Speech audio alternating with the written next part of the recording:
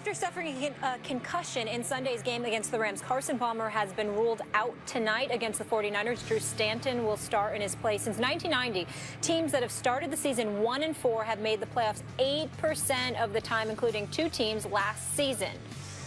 Stephen A., would you call this a must-win for the Cardinals tonight? I would.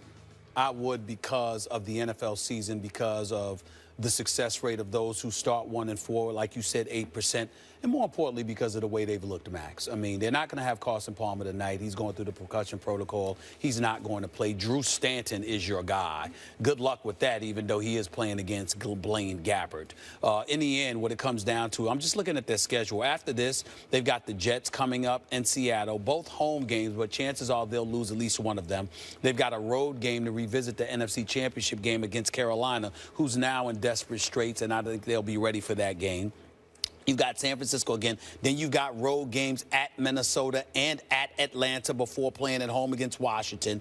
And then you close out the season with Miami, New Orleans, Seattle, and Los Angeles. I mean, those are potential losses there. And I think that, you know, they could find themselves in a situation where after this, if they lose and they're 1-4, they could go 500 the rest of the way, or 6-5 over their last 11 games. Well, where that's going to leave them? That's going to leave them with a 7-9 season. That's not going to get it done. So I think the level of urgency has definitely touched them. You're hearing Bruce Arians talk about how the team needs to improve, needs to get better. The general manager is saying the same thing. Defensively, they rank 11th, but 20th against the run. Their offense is 15th with the rush. They don't seem to be themselves. They seem to be a shell of themselves, and the luster has basically dimmed when it comes to Bruce Arians. They need to win tonight. You lose to San Francisco and Chip Kelly, who has proven every week that this college stuff don't work on a pro level. You do this. You lose to San Francisco, it ain't going to get much better for you. Yesterday I was thinking about this game, and I was thinking, you know, yeah, this is in week 5, like you're going to go 1-4. I can't believe it's this early and we're saying this, but it's a must-win game. If they lose, they're not going to make the playoffs. But then in preparing for this show today, Stephen A., I looked at it more closely, and I have reversed my decision about this. Oh, Lord. I do not think this is a must-win game. Not because of anything you identified in terms of the struggles they're having. They are. They lost 2 offensive linemen in the offseason, particularly at right tackle. They've had a problem. And Carson Palmer, he's not playing. And the thing about Palmer is he really does need time. When he was coming on like a house on fire early in his career, he's Tom Brady, he's Peyton Manning. He got good protection. As soon as that broke down, Carson Palmer, not so much. He's not the most mobile fellow in the world. At any rate, Drew Stanton's pretty good for a backup, but still is not a starting quarterback. You look at so yes, they're in trouble. If you lose to San Francisco, that's a game you really need to win when you start 1-3. How do you make the playoffs? Well, I can go over that same schedule, Stephen A., and say I could see where they go 8-4 the rest of the way. I mean, Seattle is a tough game, but that's a divisional rivalry. Carolina's had the same kind of problems that the Cardinals have had so far this year. Atlanta has no defense. Washington's just okay. Miami's not very good. New Orleans has no defense. 8-4 puts them at 9-7. Yes. Now here's the thing about that. The Packers. Let's say the Minnesota Vikings win the division. Packers are a wild card. Let's just say. Where's the other wild card going to come from? The NFC East is so great that one of those teams might win 10 games? I don't know that. The two of them are playing pretty well. Fine, but neither. You look at the NFC East, rather. You're not like, boy, one of those teams is a lock to come out of the South. What about the South? Nothing there.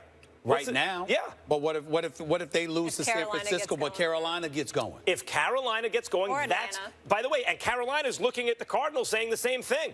Like, so I don't, it's wide open. If they're 1-4, I can't believe it, but if they're 1-4, they're still not out of the playoff hunt the way things are going. I think 1-4 essentially seals your fate. Because I think that I'm not going to predict that Carolina is going to continue to fall.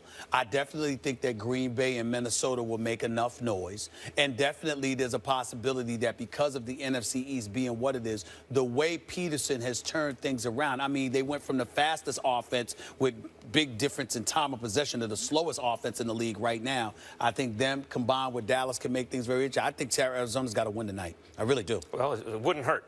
It's open. Looking forward to it. King James opened up his preseason last night. He played 13 minutes, scored 7 points, had 6 assists, and the Cavs' 117-102 win over the Magic. This is what he had to say about his performance after the game. Just continue to, try to be as much a complete player as I can be, and I feel like there's no spot on the floor where I can't succeed at, and, from in the paint, to the perimeter, just continue to expand my game while I can and go out there and have my team win. And, it was fun to get back out there tonight. Max. Yeah. How long can LeBron stay the best player on the planet? I said that he's in decline the other day, and I believe he is. But he is falling from such absurd Michael Jordan-esque heights that even in decline, it's still his era. He's still better than everybody else, Stephen A. And he's an Iron Man, too. He doesn't miss playoff games every year, going to the finals, win or lose. I mean, that's a lot of extra games, playing in the Olympics some years, the whole thing, all the obligations on him.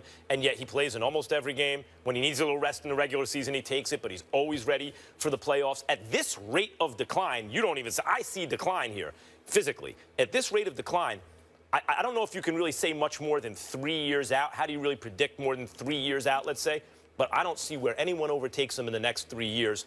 He's not that much older than KD or Westbrook or anyone like that, or Steph Curry, where I see them ever catching him. I'm reminded to go use it, when Jose Reyes was coming up at shortstop with the Mets and Derek Jeter was with the Yankees. The whole question is, when's Reyes going to get better than Jeter? And sure, at the very end, when Jeter couldn't play anymore, he was. But basically, the answer was never. Until the year before Jeter retired, he was always better. As good as Reyes was, Jeter's just a better player. And I think this is the thing with LeBron. As good as Westbrook, Durant, and others and Steph can be, I don't ever see them being better than LeBron James declining at this tiny little rate. His skills are so broad-based that he can evolve into a different even kind of player as he gets older and still be elite. The name I look to, the guy I look to that maybe could overtake him 3 or 4 years from now is Karl Anthony Towns, who in this NBA can do everything. Close out on shooters, switch on guys defensively, play the post, play defense in the post, shoot the three, score down low, grab rebounds, pass the ball. Maybe Karl Anthony Towns in 3 or 4 years. Otherwise, I think the answer to how long LeBron could be the best in the game is as long as he wants. I think you're wrong. Let me say this. LeBron James, to me, definitely is the best player in the world. Couple of years or whatever. Could even be 3, like you said, with one exception. If the Golden State Warriors win the championship, the person that can overtake him is Kevin Durant. When you look at Kevin Durant, what do we have? What's his biggest Achilles heel in the eyes of those watching him? Nobody questions his skill set. Nobody questions how surreal he is. We all universally recognize that Kevin Durant is one of the top 3 players on the planet. The kryptonite is LeBron. Matter of fact, I know some cats covering the NBA that believe that's why he didn't go to the East, because he didn't want to go up against LeBron.